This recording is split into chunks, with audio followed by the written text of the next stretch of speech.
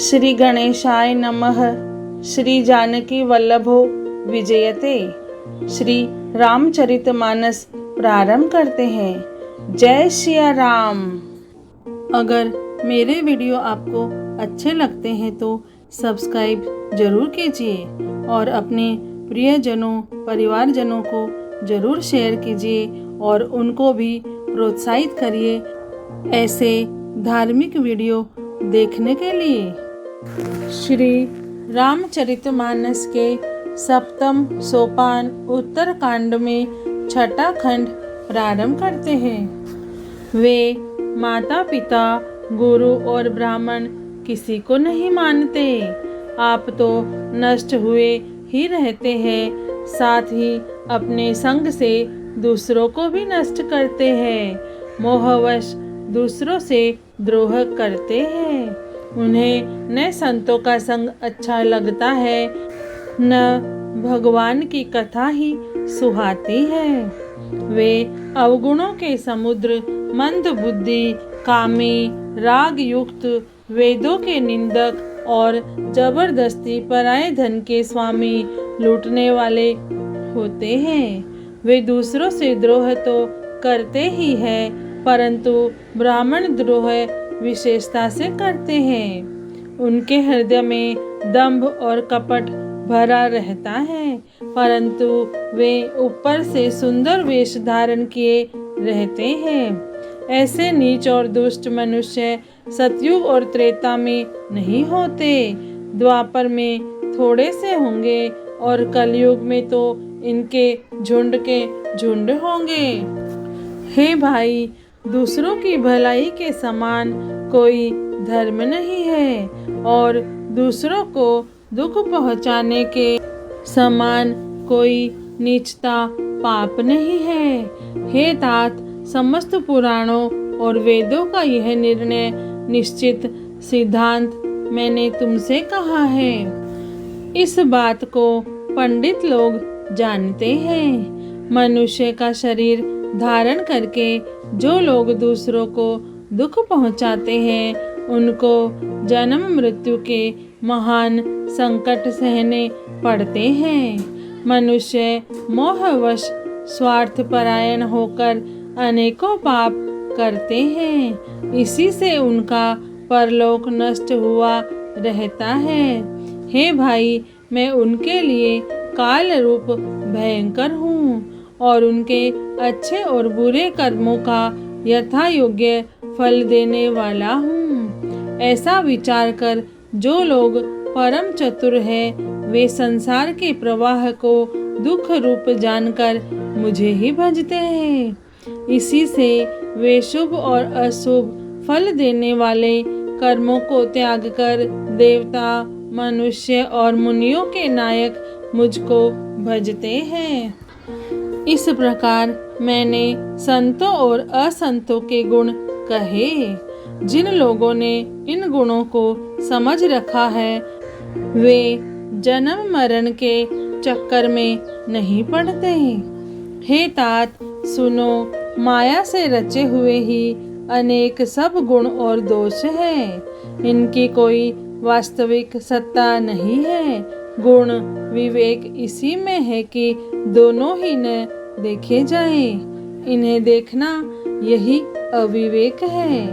भगवान के श्री मुख से ये वचन सुनकर सब भाई हर्षित हो गए। प्रेम उनके हृदयों में समाता नहीं। वे बार बार बड़ी विनती करते हैं। विशेषकर हनुमान जी के हृदय में अपार हर्ष है। तदंतर श्री रामचंद्र जी अपने महल को गए। इस प्रकार वे नित्य नई लीला करते हैं। नारद मुनि अयोध्या में बार बार आते हैं और आकर श्री राम जी के पवित्र चरित्र गाते हैं।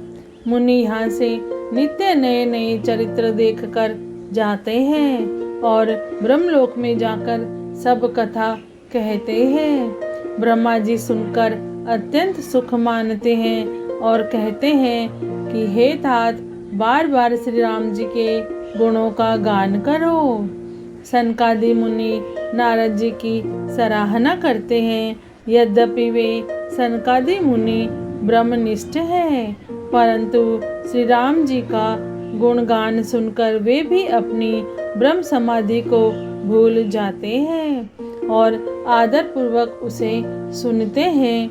वे राम कथा सुनने के श्रेष्ठ अधिकारी हैं। सनकादि मुनि जैसे जीवन मुक्त और ब्रह्मनिष्ठ पुरुष भी ध्यान ब्रह्म समाधि छोड़कर श्री राम जी के चरित्र सुनते हैं। यह जानकर भी जो श्री हरि की कथा से प्रेम नहीं करते, उनके हृदय सचमुच ही पत्थर के समान हैं। एक बार श्री रघुनाथ जी के बुलाए हुए गुरु वशिष्ठ जी, ब्राह्मण और अन्य सब नगर निवासी सभा में आए।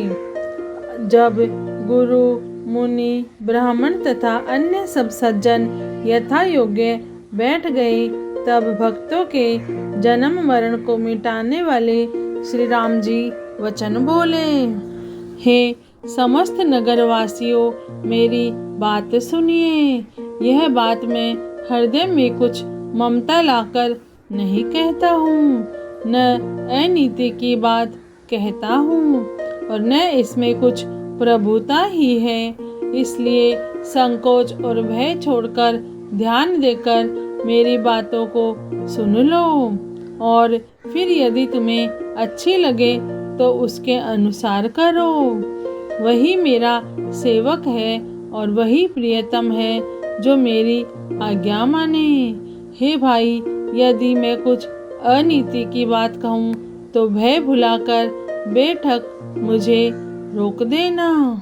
बड़े भाग्य से यह मनुष्य शरीर मिला है। सब ग्रंथों ने यही कहा है कि यह शरीर देवताओं को भी दुर्लभ है, कठिनता से मिलता है। यह साधन का धाम और मोक्ष का दरवाजा है। इसे पाकर भी जिसने परलोक न बना लिया, वह परलोक में दुख पाता है, सिर पीट पीट कर पछताता है तथा अपना दोष न समझकर काल पर, कर्म पर और ईश्वर पर मिथ्या दोष लगाता है। हे भाई, इस शरीर के प्राप्त होने का फल विषय भोग नहीं है। इस जगत के भोगों की तो बात ही क्या, स्वर्ग का भोग भी बहुत थोड़ा है और अंत में दुख देने वाला है। अतः जो लोग मनुष्य शरीर पाकर विषयों में मन लगा लेते हैं, वे मूर्ख अमृत को बदलकर विष ले लेते हैं। जो पारस मणि को खोकर बदले में गुंगची ले लेता है, उसको कभी कोई भला बुद्धिमान नहीं कहता। यह अविनाशी जीव अंडज, स्वेदज, जरायुज और उद्भिज 4 खानों और 84 लाख योनियों में चक्कर लगाता रहता है। माया की प्रेरणा से काल, कर्म, स्वभाव और गुण से घिरा हुआ इनके वश में हुआ यह सदा भटकता रहता है। बिना ही कारण स्नेह करने वाले ईश्वर कभी विरले ही दया करके इसे मनुष्य का शरीर देते हैं। यह मनुष्य का शरीर भवसागर से तारने के लिए बेड़ा जहाज है। मेरी कृपा ही अनुकूल वायु है। सद्गुरु इस मजबूत जहाज के कर्णधार खेने वाले हैं। इस प्रकार दुर्लभ कठिनता से मिलने वाले साधन सुलभ होकर भगवत कृपा से सहज ही उसे प्राप्त हो गए हैं। जो मनुष्य ऐसे साधन पाकर भी भवसागर से न तरे, वह कृतघ्न और मंद बुद्धि है और आत्महत्या करने वाले की गति को प्राप्त होता है। यदि परलोक में और यहाँ दोनों जगह सुख चाहते हो तो मेरे वचन सुनकर उन्हें हृदय में दृढ़ता से पकड़ रखो। हे भाई, यह मेरी भक्ति का मार्ग सुलभ और सुखदायक है। पुराणों और वेदों ने इसे गाया है। ज्ञान अगम दुर्गम है और उसकी प्राप्ति में अनेकों विघ्न हैं। उसका साधन कठिन है और उसमें मन के लिए कोई आधार नहीं है। बहुत कष्ट करने पर कोई उसे पा भी लेता है तो वह भी भक्ति रहित होने से मुझको प्रिय नहीं होता। भक्ति स्वतंत्र है और सब सुखों की खान है, परंतु सत्संग संतों के संग के बिना प्राणी इसे नहीं पा सकते और पुण्य समूह के बिना संत नहीं मिलते। सत्संगति ही संस्कृति जन्म मरण के चक्र का अंत करती है। जगत में पुण्य एक ही है, उसके समान दूसरा नहीं। वह है मन कर्म और वचन से ब्राह्मणों के चरणों की पूजा करना। जो कपट का त्याग करके ब्राह्मणों की सेवा करता है उस पर मुनि और देवता प्रसन्न रहते हैं। और भी एक गुप्त मत है, मैं उसे सबसे हाथ जोड़कर कहता हूँ कि शंकर जी के भजन बिना मनुष्य मेरी भक्ति नहीं पाता। कहो तो भक्ति मार्ग में कौन सा परिश्रम है। इसमें न योग की आवश्यकता है और न यज्ञ की, जप तप और उपवास की। यहाँ इतना ही आवश्यक है कि सरल स्वभाव हो, मन में कुटिलता न हो और कुछ मिले उसी में सदा संतोष रखे। मेरा दास कहलाकर यदि कोई मनुष्यों की आशा करता है तो तुम ही कहो उसका क्या विश्वास है। अर्थात उसकी मुझ पर आस्था बहुत ही निर्बल है। बहुत बात बढ़ाकर क्या कहूँ। हे भाइयों, मैं तो इसी आचरण के वश में हूँ। न किसी से वैर करे, न लड़ाई झगड़ा करे, न आशा रखे, न भय ही करे।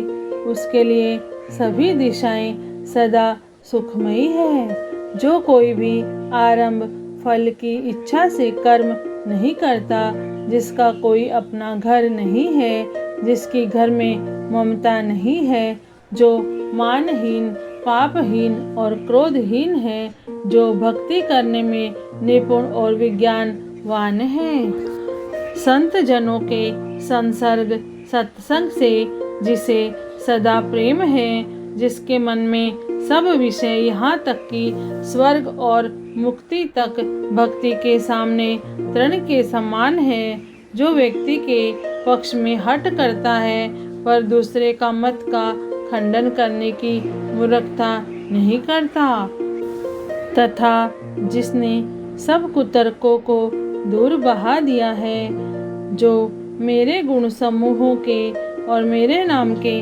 परायण है एवं ममता मद और मोह से रहित है, उसका सुख वही जानता है जो परमात्मा रूप परमानंद राशि को प्राप्त है। श्री रामचंद्र जी के अमृत के समान वचन सुनकर सबने कृपा धाम के चरण पकड़ लिए और कहा, हे कृपा निधान, आप हमारे माता पिता गुरु भाई सब कुछ है और प्राणों से भी अधिक प्रिय है। और हे शरणागत के दुख हरने वाले राम जी, आप ही हमारे शरीर धन घर द्वार और सभी प्रकार के हित करने वाले हैं। ऐसी शिक्षा आपके अतिरिक्त कोई नहीं दे सकता। माता पिता हितैषी हैं और शिक्षा भी देते हैं, परंतु वे भी स्वार्थपरायण हैं, इसलिए ऐसी परम हितकारी शिक्षा नहीं देते। हे असुरों के शत्रु, जगत में बिना हेतु के निस्वार्थ उपकार करने वाले तो दो ही है, एक आप दूसरे आपके सेवक। जगत में शेष सभी स्वार्थ के मित्र हैं। हे प्रभु, उनमें स्वप्न में भी परमार्थ का भाव नहीं है। सबके प्रेम रस में सने हुए वचन सुनकर श्री रघुनाथ जी हृदय से हर्षित हुए। फिर आज्ञा पाकर सब प्रभु की सुंदर बातचीत का वर्णन करते हुए अपने अपने घर गए। शिव जी कहते हैं, हे उमा, अयोध्या में रहने वाले पुरुष और स्त्री सभी कृतार्थ स्वरूप है। जहाँ स्वयं सच्चिदानंद घन ब्रह्म श्री रघुनाथ जी राजा है। एक बार मुनि वशिष्ठ जी वहाँ आए, जहाँ सुंदर सुख के धाम श्री राम जी थे। श्री रघुनाथ जी ने उनका बहुत ही आदर सत्कार किया और उनके चरण धोकर चरणामत लिया। मुनि ने हाथ जोड़कर कहा, हे कृपा सागर श्री राम जी, मेरी कुछ विनती सुनिए। आपके आचरणों, मनुष्योचित चरित्रों को देख देख कर मेरे हृदय में अपार मोह भ्रम होता है। हे भगवान, आपकी महिमा की सीमा नहीं है, उसे वेद भी नहीं जानते, फिर मैं किस प्रकार से कह सकता हूँ। पुरोहिती का कर्म पेशा बहुत ही नीचा है। वेद, पुराण और स्मृति सभी इसकी निंदा करते हैं। जब मैं उसे सूर्यवंश की पुरोहिती का काम नहीं लेता था, तब ब्रह्मा जी ने मुझे कहा था, हे पुत्र, इससे तुमको आगे चलकर बहुत लाभ होगा। स्वयं ब्रह्मा परमात्मा मनुष्य रूप धारण कर रघुकुल के भूषण राजा होंगे। तब मैंने हृदय में विचार किया कि जिसके लिए योग, यज्ञ, व्रत और दान किए जाते हैं, उसे मैं इसी कर्म से पा जाऊंगा। तब तो इसके समान दूसरा कोई धर्म ही नहीं है। जप, तप, नियम, योग, अपने अपने वर्णाश्रम के धर्म, श्रुतियों से उत्पन्न वेद विहित बहुत से शुभ कर्म, ज्ञान, दया, दम, इंद्रिय निग्रह, तीर्थ स्थान आदि जहाँ तक वेद और संत जनों ने धर्म कहे हैं, उनके करने का तथा हे प्रभु, अनेक तंत्र, वेद और पुराणों के पढ़ने और सुनने का सर्वोत्तम फल एक ही है और सब साधनों का भी यही एक सुंदर फल है कि आपके चरण कमलों में सदा सर्वदा प्रेम हो। मैल से धोने से क्या मैल छूटता है? जल के मथने से क्या कोई घी पा सकता है?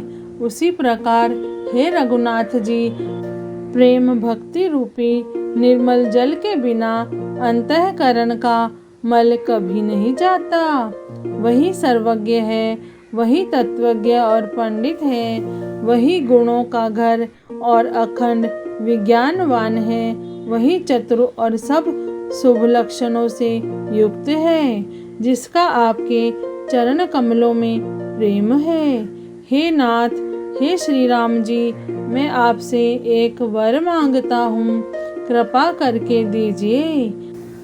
प्रभु, आपके चरण कमलों में मेरा प्रेम जन्म जन्मांतर में भी कभी न घटे। ऐसा कहकर मुनि वशिष्ठ जी घर आए। हे कृपा सागर श्री राम जी के मन को बहुत ही अच्छे लगे। तदंतर सेवकों को सुख देने वाले श्री राम जी ने हनुमान जी तथा भरत जी आदि भाइयों को साथ लिया और फिर कृपालु श्री राम जी नगर के बाहर गए और वहां उन्होंने हाथी, रथ और घोड़े मंगवाए। उन्हें देखकर कृपा करके प्रभु ने सबकी सराहना की और उनको जिस जिसने चाहा उसको उचित जानकर दिया।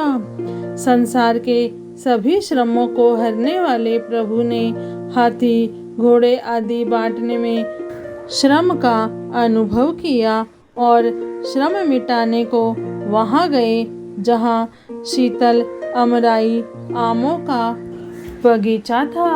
वहाँ भरत जी ने अपना वस्त्र बिछा दिया। प्रभु उस पर बैठ गए और सब भाई उनकी सेवा करने लगे। उस समय पवन पुत्र हनुमान जी पवन पंखा करने लगे।